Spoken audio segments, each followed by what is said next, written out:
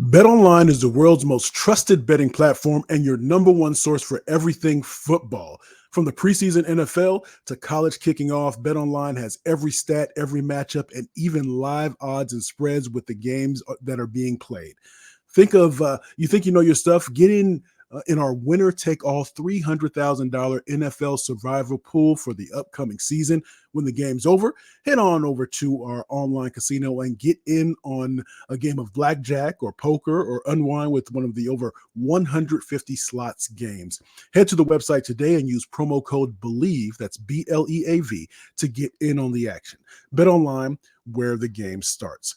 Bleav in the Arizona Cardinals. Welcome to Bleav in the Arizona Cardinals, part of the Bleav Network, joined by former tight end and Super Bowl 33 participant Ed Smith. I am Javon J. Love Adams. Be sure to subscribe, comment, rate, and follow this podcast and tell all of your Arizona Cardinal fans and friends to do the same. You can also watch us on Bleav TV around the country, in airports, and on YouTube. Read the top Bleav stories at si.com and follow us across all our Bleav socials. Bleav in the Arizona Cardinals. He's Ed Smith. I am Javon Adams. What is good, What is good, my brother? What's going on, brother Jay? It's Friday, man. Getting this little Bleav in. And hey, week 2 of the preseason. Back in the day, we say we were halfway through the preseason. We're gonna be 3/4 of the way.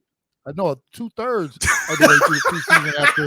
So I gotta get my get your fractions right. Yeah, my fractions right. Yeah, only one more game after this, and then a little mini bye before the season kicks off. So we're creeping toward it, man, where it's gonna be real football all the way through until February. Yes, indeed. Yes, indeed. And so, especially when we are live and in the season, we'll be bringing it to you 2 times a week. And so, until then, we'll be doing at least once a week and doing our thing that way. And so, you mentioned that we're on week 2. So when it comes to preseason game 2, so I want to get into the Cardinals will be playing the Colts.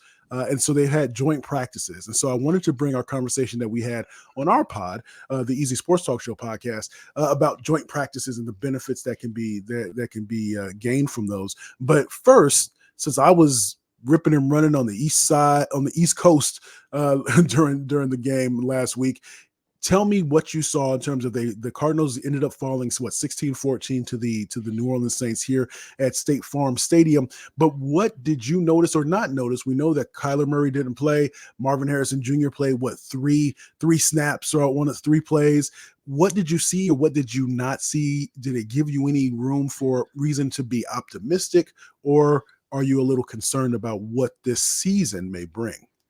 Well, what I did see, Jay, is, and this is without even having the benefit of seeing the number ones out there for the most part, I saw a team that I think they're going to have a low ceiling this year.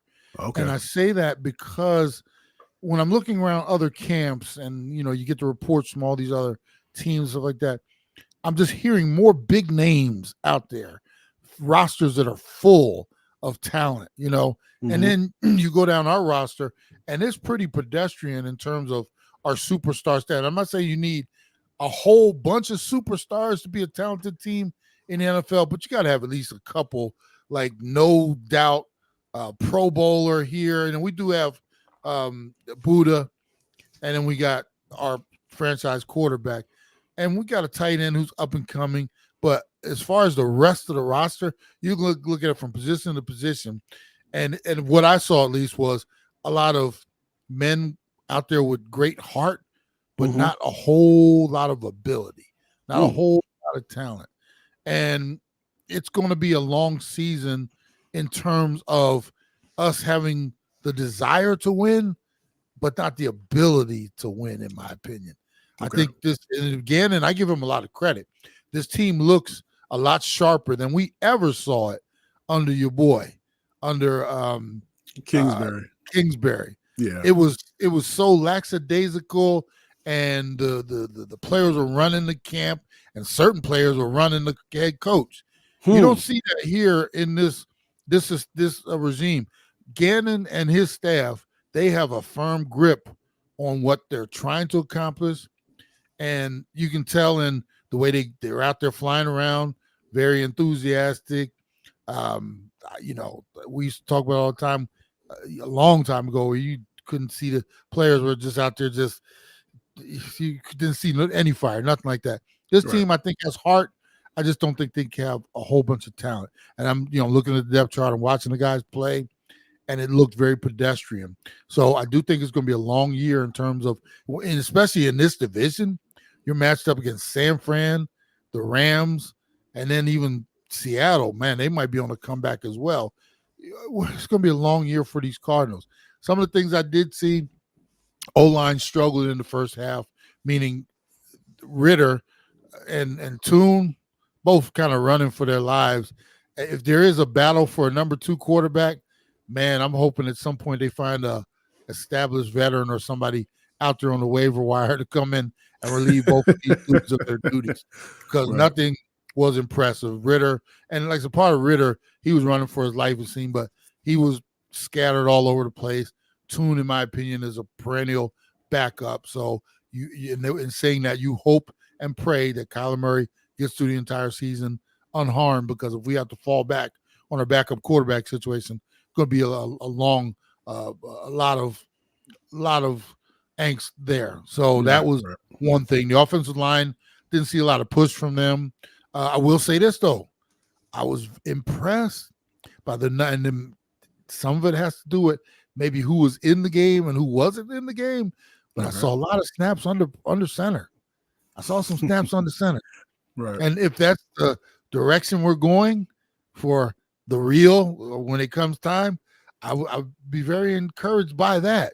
We'll see how that plays out moving forward. But did see a lot of snaps under center. Like I said, not a whole lot of push from the offensive line. Typical first preseason game where, once the 2s and 3s got in there, everybody was flying around trying to do their thing. But like I said, as I mentioned, you could tell there wasn't a great deal of talent on the field. And, that might come back to, like I said, be the biggest thing for the Cardinals this year. I will say one thing off track a little bit, bro. That field looked like garbage. I don't know if you've seen any of the replays. Because they practice on it. Because they practice on it. But you can't, it looked worn and toe up from the flow up, bro. I mean, if you're going to be putting your players out there, you got to have a second tray or something, bro, where you pull that first one out and you put that second one in, even if it's just for game day. I know they're probably saving that for real, but, if you're going to be practicing on that stuff, then you got to have a plan to reside that. I'm sure the Saints came in there looking at that like, wait a minute, we're playing. It was just, obviously in between the hashes, bro, it was just ate up. And that's not how you want to represent. So for the Cardinals, once again, that might show their frugalness.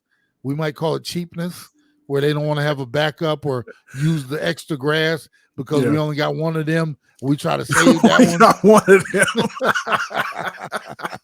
But I was really unimpressed with what they had the players out there playing on. That was ridiculous. But once again, that shows you there are certain organizations that would not do that. They would figure out a plan to put their best foot forward. You're looking at that, and that looked like, I was like, wow, that looked like late season November when, like, outside, like not even covered grass. It looked like it might as well have been playing in Green Bay or something when the frost hits and the grass is dead. That was pretty bad. That was rough. Bleav in the Arizona Cardinals. He's Ed Smith. I'm Javon Adams. So you mentioned in terms of what you see, what you didn't see. What we didn't see is Kyler Murray playing. And again, I'm not going to belabor this point because what the decision is, the decision, meaning they decided that he's not going to play any preseason games. When every game means so much, shouldn't he at least play one, maybe the second game? Because there's a difference between getting used to your teammate, meaning Marvin Harrison Jr., meaning Trey McBride, etc. Right.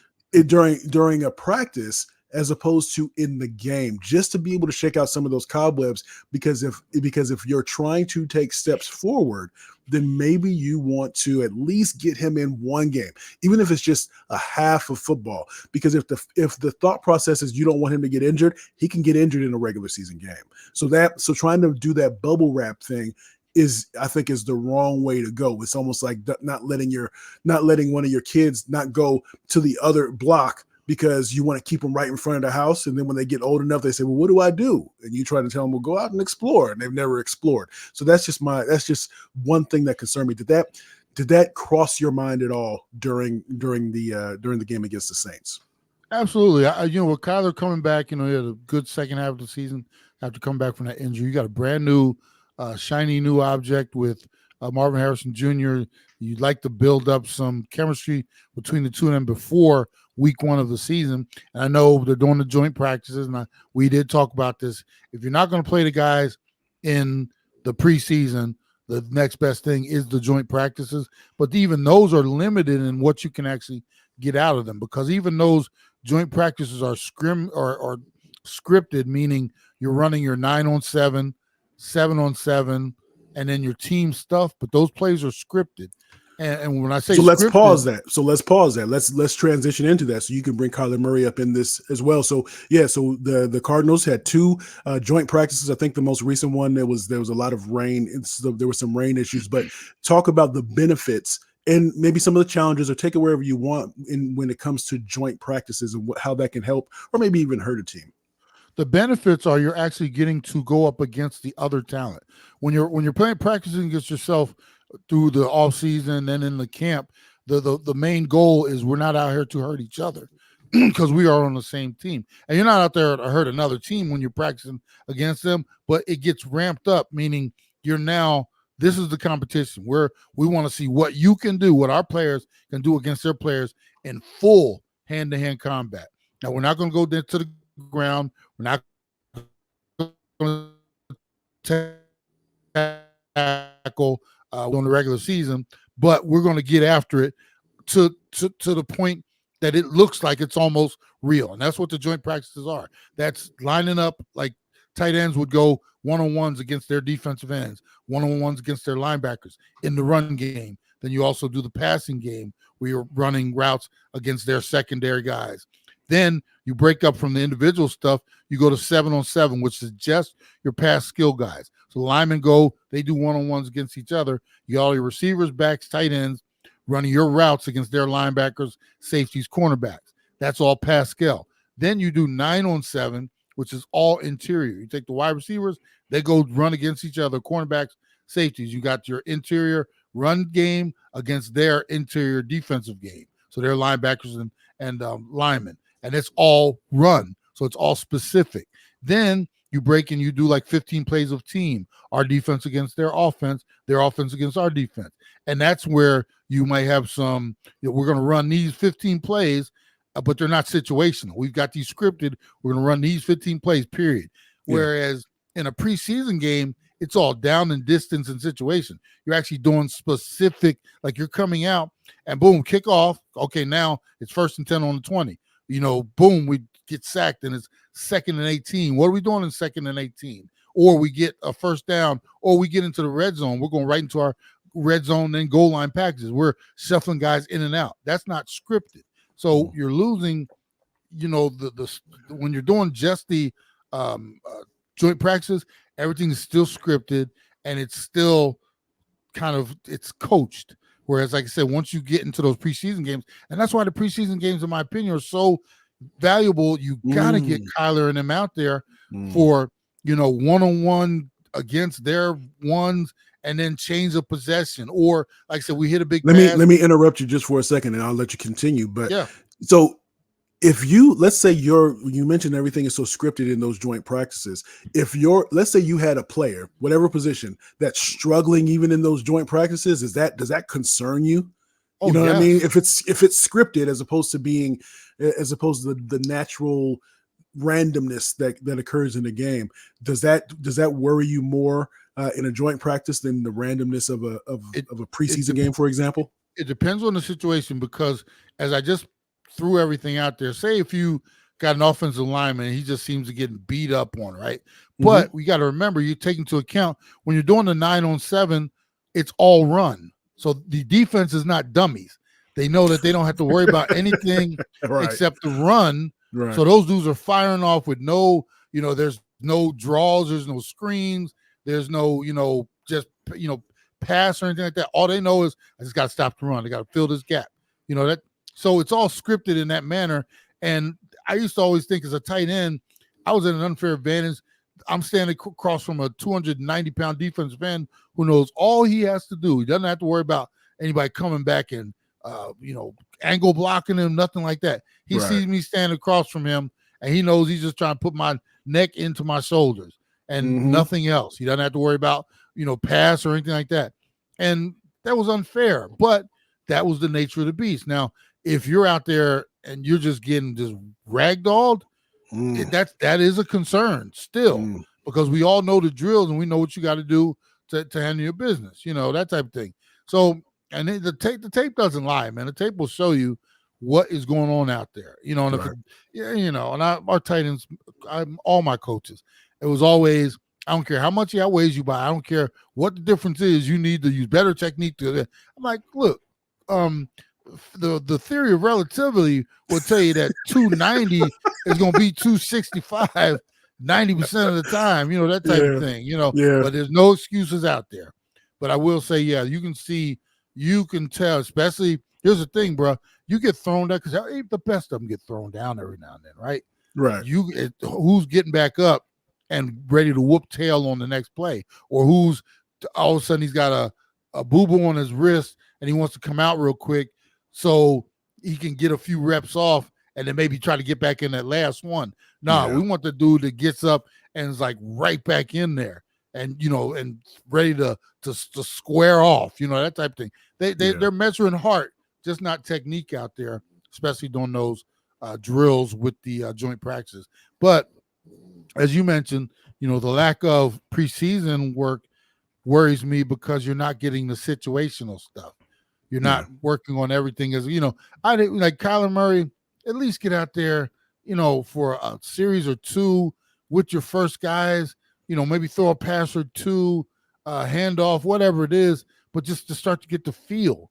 And for me, that's why the first month of the season now is everybody's preseason, because they're going to be working on everything, to start. And that's why I think the teams that take the preseason for what it is and or try to maximize the preseason, I guess is not for what it is, that they can get off to a better start. And all you need is a little bit of a cushion, because the margins, when you think of the margin of error in the National Football League, are so small. If you can get a little bit of a cushion, because the other teams are taking it like it's the preseason of sorts, we're going to figure out some things and put ourselves in some situations to see what we can get out of. That might be the difference between making the playoffs or not, or winning your division or not. Some of those things. The KC Chiefs, two-time Super Bowl last two Super Bowl champions, had their starters out there, Kelsey catching passes, getting tackled, stuff like that. There's a reason why they are who they are. And, for me,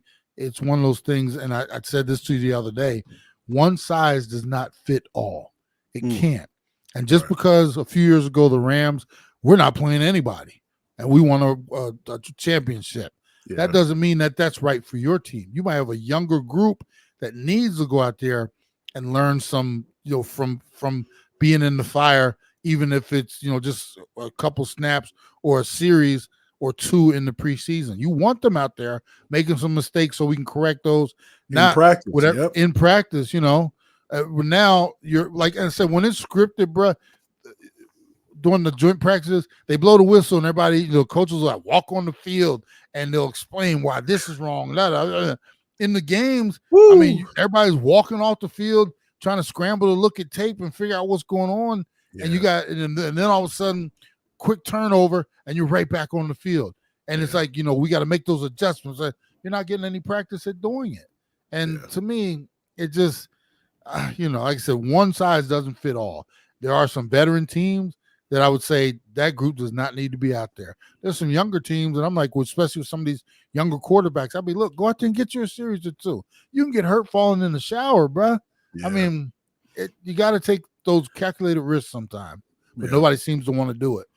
And the flip side of that is, and that he wasn't projected to be a starter, but JJ McCarthy, he ended up getting injured in his preseason game. But again, you don't.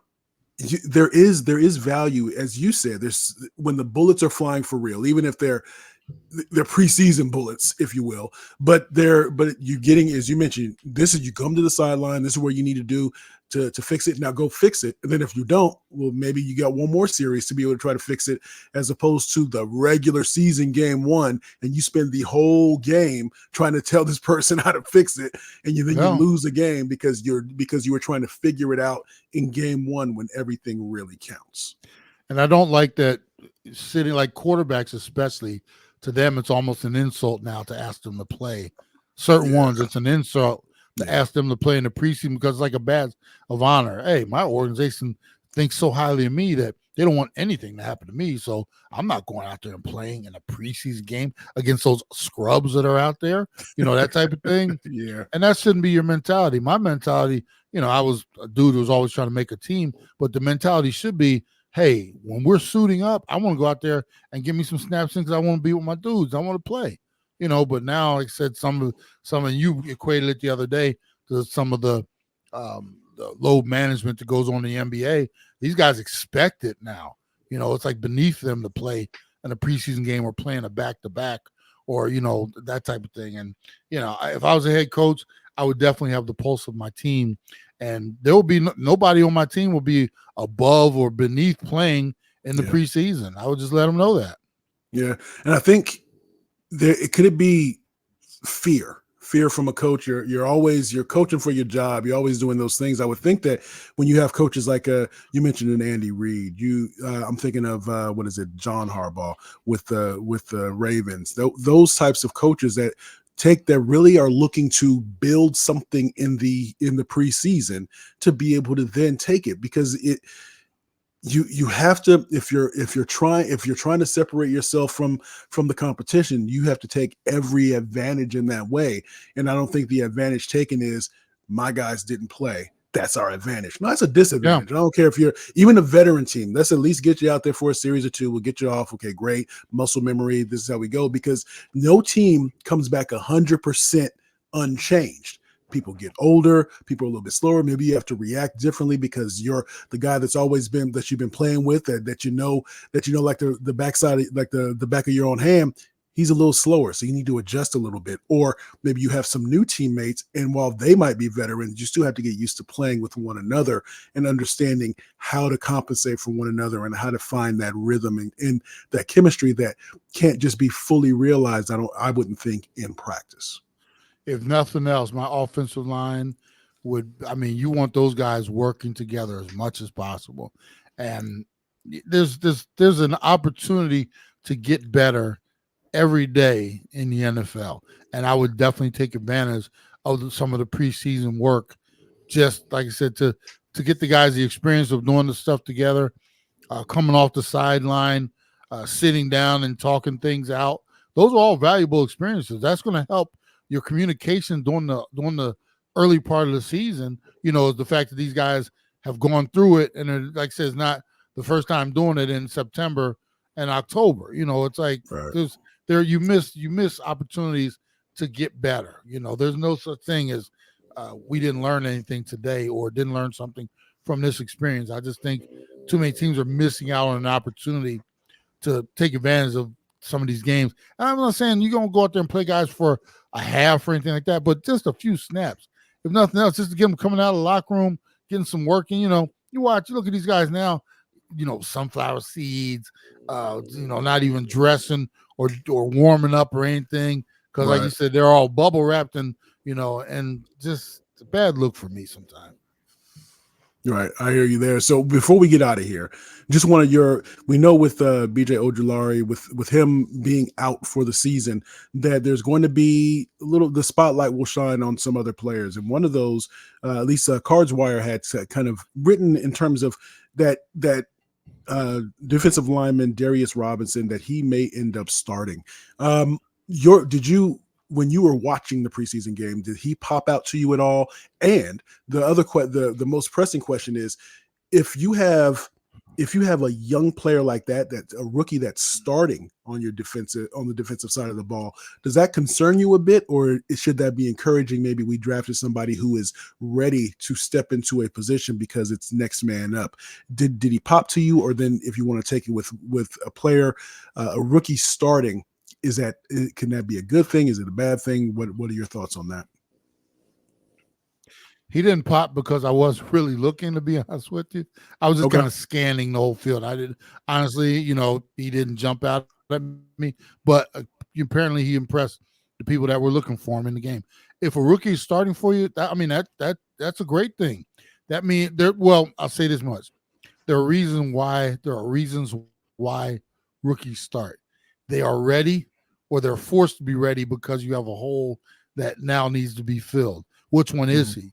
Is he ready, or is it because somebody got hurt? We have to thrust him up there. Which, in a lot of instances, if you had a few more veterans or situation where you could still sit him. He's being a defensive lineman a little different than being an offensive.